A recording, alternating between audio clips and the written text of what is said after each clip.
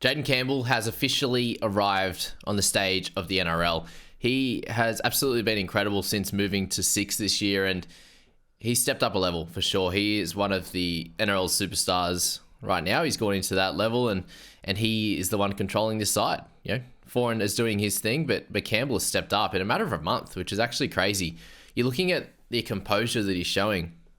These passes, he's seeing things happen before they actually do, and he sees the defense, bang, and he's just a lofted ball over the top without any stress. Basically, is what it looks like, and it's something that his father did, Preston, and a lot of people not a lot, but a decent amount of people in this league that have a tremendous amount of experience in those positions in the halves anyway. That show that composure that Jaden did as well.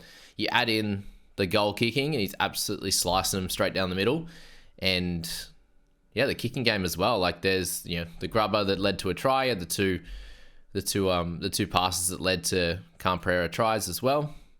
And then there was even a few kicks through the game where he crossfield kicks where he's landing them right on the in-goal line, and he's just showing plenty of composure, plenty of time, which is something you don't see a lot of players have. It's just that they get the ball and they can see what's unfolding in front of them, and they can make the correct decision each time. There was that lovely catch and pass that we went for feeder, quick catch and pass to Campbell, getting that way for Camprera as well. And he stepped up in every single way that you need him to. And obviously the only real issue fantasy-wise is going to be his missed tackles in the front line. He made 21, missed 7, so not the end of the world.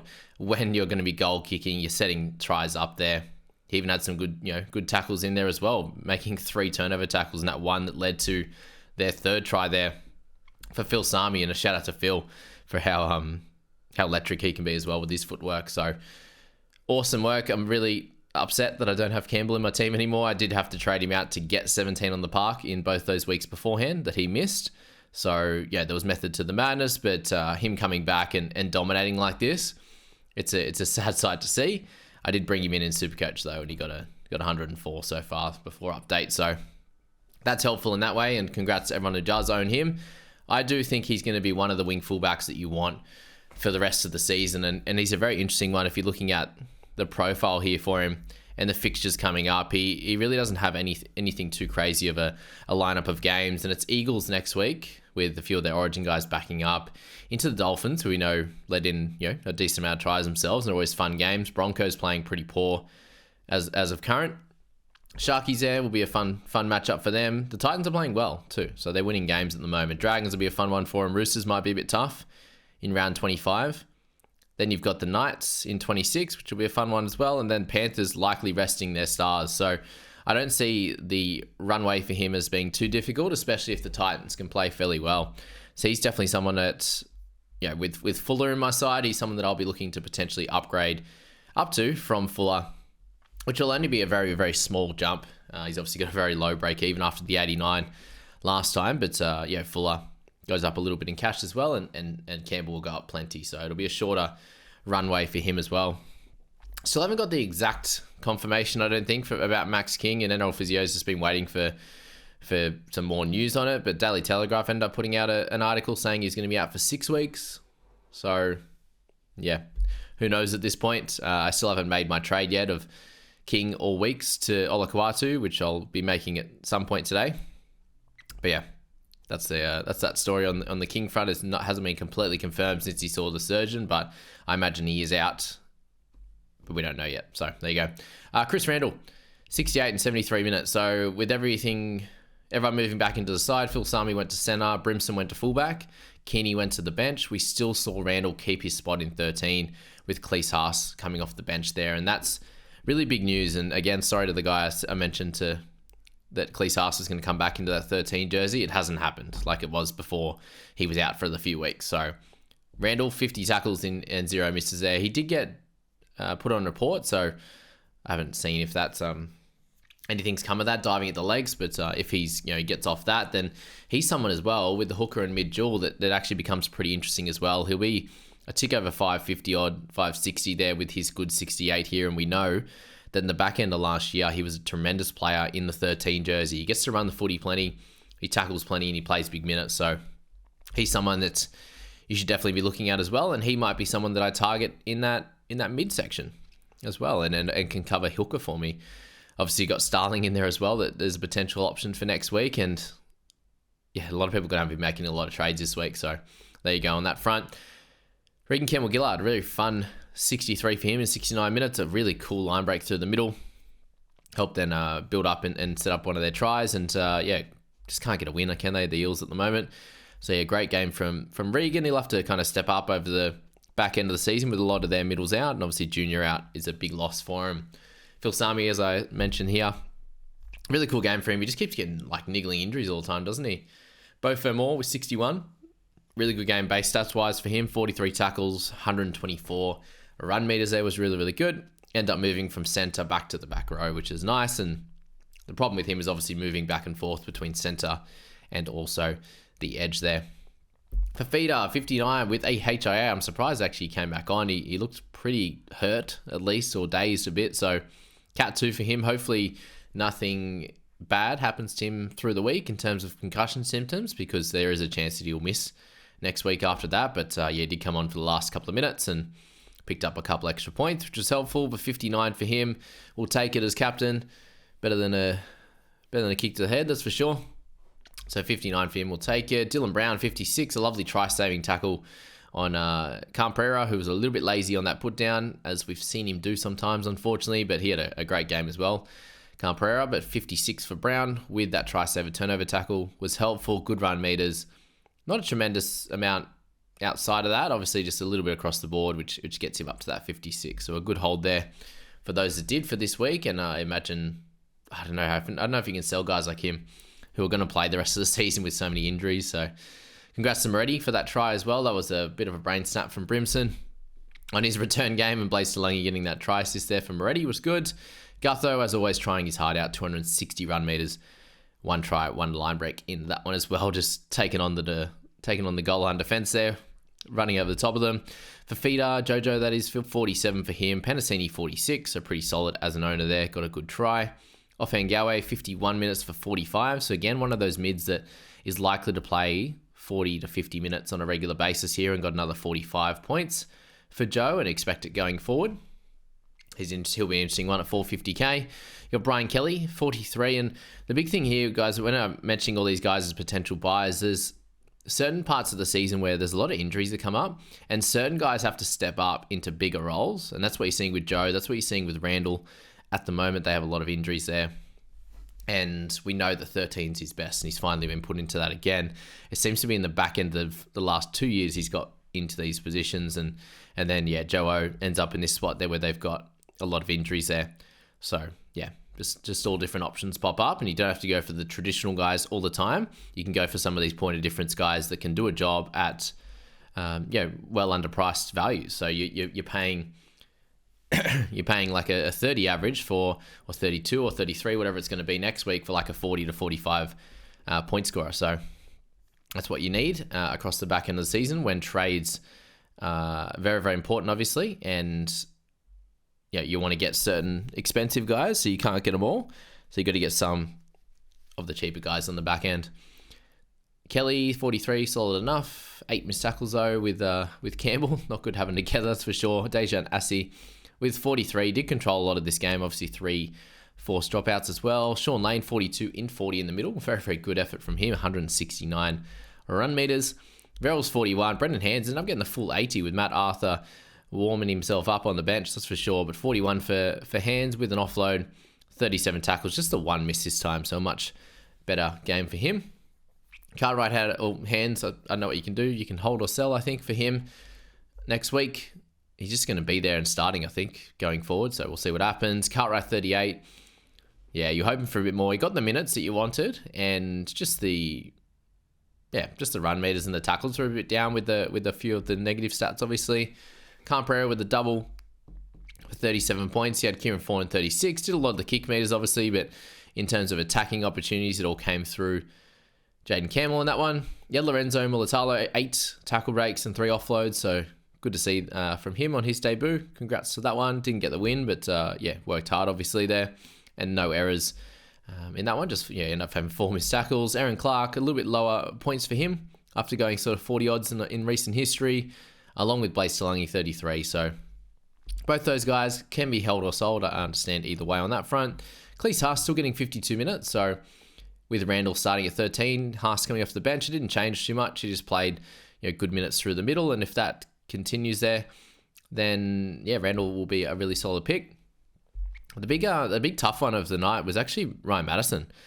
Didn't expect this at all against this pack here, and 33 tackles for 7 misses was pretty gross there on that left hand side, and 131 run meters, so no tackle breaks, no offloads, just unexpected from Maddo there, and hopefully he really bounces back, because I was worried about him going 50 plus kind of for the rest of the season, but this 30 kind of really damages his price gains, that's for sure. So it was a solid purchase a couple of weeks ago, and that one kind of dampens it a little bit. I think he'll be back and he'll play better, but he got the full 80, which is very helpful too. So that was the other thing. He played an extra 10 minutes and got 23 less points. So yeah, rough on that front. Palacia 30, Geimer with 27 in 41 minutes. So for him, you probably wanted a little bit more, but this was, I guess, kind of expected minutes-wise, somewhere around the 40 to 50. So he was on the low end of that after what he played last week with the 45, but they didn't have any injuries in this one. And then, so 27, you probably hope for a little bit more, but as you cash out, it's likely going to be in the team longer term. Still worked hard again in this one, but probably worth giving him some good game time for the back end of this season. Get him ready for next year, because the team is in dire straits right now. Brimson, 52 minutes there. Unfortunate for him that he'd come off there. Keeney came on, played 28, and 22 and 18. Looked okay out there, Brimo, but not ideal. I wouldn't be grabbing him, guys. Obviously on return, not ideal. 630k either, and you've got Keeney in there, and it's a good chance that they'll split some time, or things will happen in certain games. If he gets any little niggles, he comes off, that kind of thing. So Keeney 18. If he's going to be named on the bench next week, it's time to sell, unfortunately. But it's been a good run. He's got himself all the way up to 700k, which is just ridiculous. But it is what it is. Dury started and got 27 minutes, so didn't play a tremendous amount. Isaac Liu 11. Jake Tungle there with 11, and then Matt Arthur, he did play 10 minutes, but spent most of the time on the bench there. And Hands stayed on for the rest of the game, so that's kind of a good news, I think, for Hands owners as well. And then moving on to the second game of the night, these Broncos, they suck so bad at the moment, unfortunately.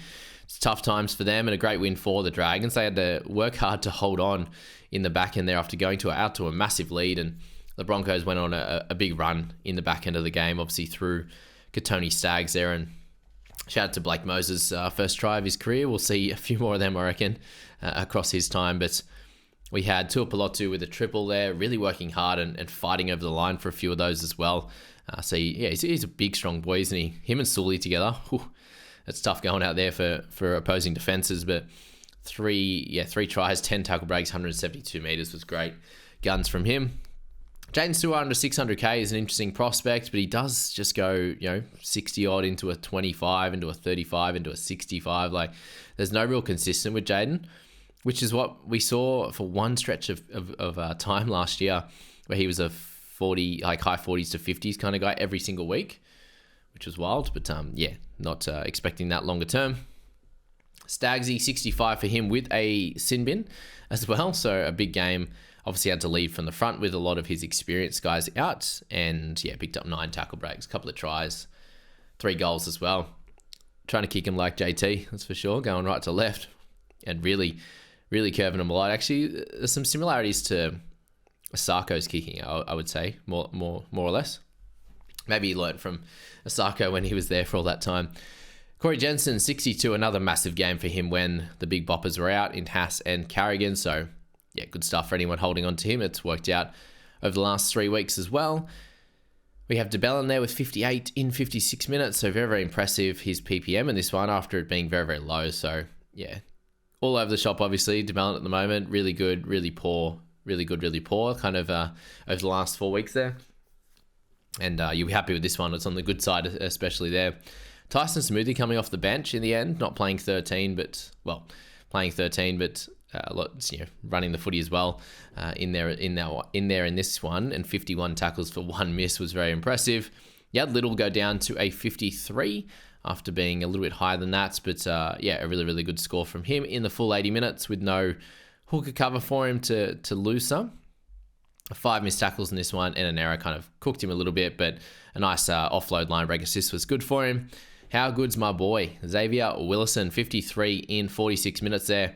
Tremendous efforts, 36 tackles for 1 miss. Defensively, he's been very, very good in the last, basically all year, but especially the last month since I've purchased him. He's making a lot, getting in that work, and he's obviously not playing a tremendous amount of minutes, but it's enough when his work ethic is really high on the park, and I suppose that's why you can go really hard when he's on and then give him a spell. But 4 tackle breaks there, 142 meters, just the 5 in negatives with 1 penalty, 1 inside 10. So very, very happy with getting a 53 at the price point we're looking at there at 464. Very, very impressive. And it's definitely someone that obviously with the big boys back is going to drop in minutes and what they need him to do, and I suppose points as well. So he'll be closer to 500k in the next few weeks, and could be an interesting upgrade target for me. If you can go like a Xavier Willison with all the big boys back straight to like a Chris Randall, that seems pretty crazy to be able to do something like that and get probably a good jump in points. So yeah, different things you can muck around with just to keep yourself moving forward and making good ranks. And mentioned Blake Moses there with his first try. Good stuff there with a try saver as well. 2 line breaks, 23 tackles, all in 32 minutes. So very, very impressive for him. He's going to be one for the future. They end up playing 3 hookers in this game, and 2 of them scored tries, but didn't end up helping them. And 1 made 51 tackles. So there you go. But Walter's got a try there. A little bit on the attacking side, but plenty on the negatives there. 2 penalties, 1 inside 10, and 6 missed tackles. Not good. For Walters, Ezra Mam got a try. Worked hard for that one. Luciano Leilua, what about him? Line hurt, knocked in the ribs, and then the ball's right next to him. It's like, bruh, put your hand on it. Didn't happen. Mani Tapau, 45 in 46 minutes. So really good PPM from him. There was plenty through the middle of this game, obviously, as you can tell through the base stat numbers for a lot of these guys. Eisenhuth had 44, just missed 6 tackles. It's kind of his main issue here in this one to stop him from going 50. Flanagan with the 42, he downdated a fair bit overnight, but 5 goals, a try assist for him. That left-hand side looked really good. Obviously, with Sully getting a try assist and a try. Good stuff from him. Only 39, though, is a bit frustrating. Max Finai with 39. Couchman the same. Ricky with 35. He's a little bit disappointing in this one. He let through a pretty bad missed tackle for a try there on that left edge. And only 74 meters run. He really needed to step up in this one. He didn't, unfortunately. Sailor as well. I'm not sure I'm sold on Tristan. He's obviously got plenty of talent, but it's just not happening. Like, you'd hope that he could step up in these games and really be the guy that has the supreme talent on his team. And obviously it was Stags in this one, and Sailor had a couple of line break assists, a try assist in that, but yeah, they really needed a little bit more from him. Unfortunately, and it's hard. You putting a lot of pressure on these guys. But if you're a spine player, 1679, obviously you've got to bring it. Unfortunately, and this is how you do progress in your career. And obviously he's going to get other clubs looking out for him and trying to potentially pick him up. And if you can show your talent and your work ethic, your big efforts in his game, like he had 3 errors, 4 missed tackles for a fullback. Not ideal. So yeah, if you can really show that, then you can command really big offers from other clubs, because fullbacks are, especially backup fullbacks. If you have one of you guys go down for the season, if your backup fullback is really good, you can still do really well in the season, right? So you've seen that with Pappenhausen goes down, and you got Longer there, and it's like, okay, cool, he's got supreme talent, and I think Tristan just needs to show that a little bit more. I hope anyway, because his scores in fantasy will show that too eventually.